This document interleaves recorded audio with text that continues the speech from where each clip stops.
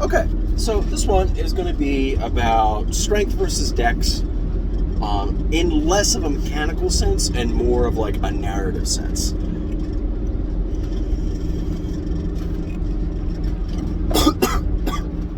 Oh, fuck. No, wrong pipe. And also, kind of what strength really, well, I guess what strength and dex would really do for you in a, or for a swordsman in a real world sense. So, some of the main differences, strength and dex. Mechanically, it's just what type of armor you're using, some of the weapons and feats you have choices of, and for strength, you can use Great Weapon Master with big close range weapons, with melee weapons, and dex you can do Sharpshooter with ranged weapons, and you can do similar damage there, but that's more of like a quirk of 5e as opposed to anything else. But in a real world sense, what strength really lets you do with a weapon, it's not necessarily that it lets you swing harder. What it really lets you do is swing faster, which results in more force. And that sounds like it's not really that different, but essentially, as soon as you start, you get more and more strength. By swinging faster, you can also think of it as you can ignore the weight of the weapon when it comes to your swing speed. And the closer and closer you get to being able to swing your arm as if you weren't holding a weapon at all, then you get closer and closer to the bounds, or to the point where you should be picking up heavier and heavier weapons. Like, this is something a lot of fantasy does relatively well, where really strong big dudes have really strong, heavy, big-ass weapons. And that's the main way to get extra force, or additional force and power and destructive capability out of your strength. Because, like, somebody that's, like, twice as strong, or, like, incredibly strong, at a certain point, even if they're using a longsword, at a certain point, more and more muscle strength isn't doing a whole lot for them. And at that point, like, with a certain amount of strength, they're better off trying to tear things apart instead, assuming their biology is also sufficiently strong, like extremely dense, high-powered muscles, extremely strong tendons, bones, skin, all that stuff. But we'll ignore that quirk of biology. Let's just boil it down to strength. Because once you get up to a certain amount of strength and certain swing speeds, it just comes down to the weight you're swinging around. And this is another issue with, like, extra huge weapons. If you have, like Cloud's greatsword, like Buster Sword, for example, that giant hunk of iron, or Guts' Dragon Slayer, or whatever, at a certain point, those weapons get so heavy that the centrifugal, whatever, the rotational force starts dragging you around. And instead of you swinging the weapon is swinging you. So technically, with super huge weapons, you also need, theoretically, super heavy dudes swinging these things. But we can kind of ignore that property. So with more strength, you need heavier weapons to deliver more force, but you can effectively ignore that weight with enough strength and swing it as if it was just a 1 or 2 pound longsword easily. But it's like the weight of a car, and it delivers so much force it just crashes through, and so much weight on an edge it can cut through all sorts of nonsensical materials that you wouldn't be able to do with a longsword. This is something like, say, you know, Marvel kind of does this, like, except it kind of bends the rules with like Thor and Mjolnir, because Mjolnir isn't like dumb heavy. It's more, it's just, it allows you to use it. It's kind of wibbly. Like whether it's, but at the same time it is like incredibly heavy so that you can deliver all this absurd force with it. But then like in Thor Ragnarok, the third Thor movie, Thor's fighting with some swords, whatever. But Hulk comes out and he's got like an axe and a hammer, and the heads on those weapons are the size of cars.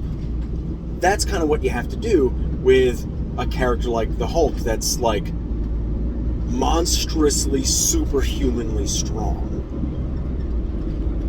Like, theoretically, Superman swinging, like a character like Superman with that kind of strength, swinging a longsword, yeah, he's going to swing it like way faster than anybody else can and way harder. But at a certain point, it's not going to have enough weight and not enough momentum that the sword will kind of like just break on stuff because it doesn't have enough inertia and momentum. And I'm not a physics guy. I know like a little bit of physics. If I'm like totally wrong here,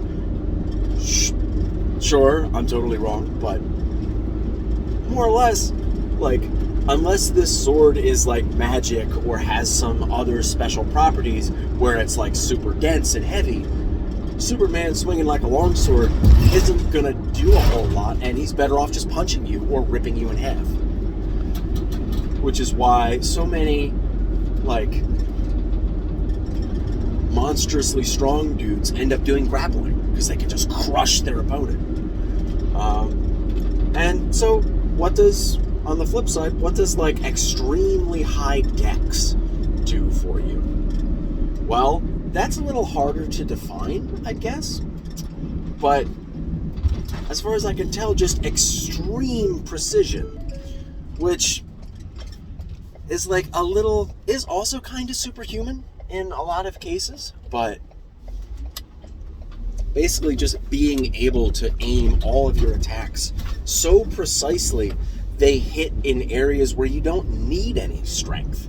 Like you have a long rapier and you're so dexterous and so precise, you can attack an opponent that's like covered head to toe in armor that's a foot thick, and it's metal adamantine armor that's a foot thick, and his shield is 3 feet thick, and he's so strong he can use all this, but you can attack so precisely that as like right as he breathes, you can thrust your rapier in just the right spot that it'll go around the shield and through this one little gap in armor and hit him in the heart, and he dies. But you also kind of need super perception for this at the same time.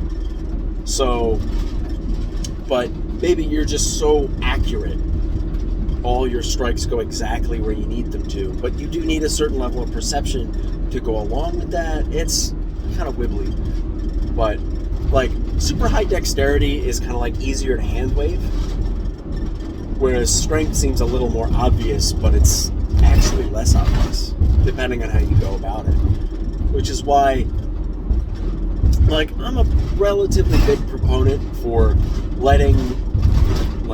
separating mechanics and narrative at least halfway. Like I've talked about two of the characters I'm playing right now, Raskrus, a dragon board fighter, and Senlir, a barbarian. They're both dumb strong.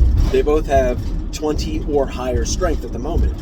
But while Senlir, the barbarian, I definitely lean into that, like, I'm dumb strong. I'll rip your face off. Literally just rip it off. Like, I'll lean into that kind of strength. But for the fighter, he's like kind of a samurai type.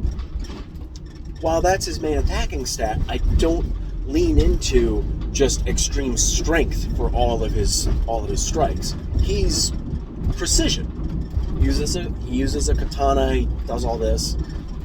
So just being really strong doesn't feel as good. It doesn't feel as right.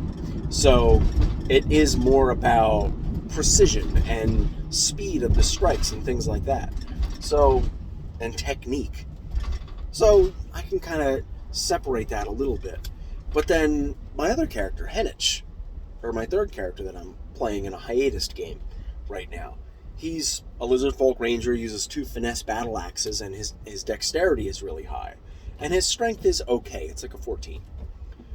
I tend to describe him, the way he moves and the way he attacks, like he moves quickly and efficiently and directly, like think velociraptor or crocodile. But you could read a lot of the way he attacks as more strength focused. But I do say things like slice instead of hack or chop or any other like more brutish, I guess, description. I try to use more, I guess, skillful or agility focused descriptors for his attacks and his movements, which I think is like the main thing you have to do. You just have to pick the right descriptive words, and that's all you really have to do.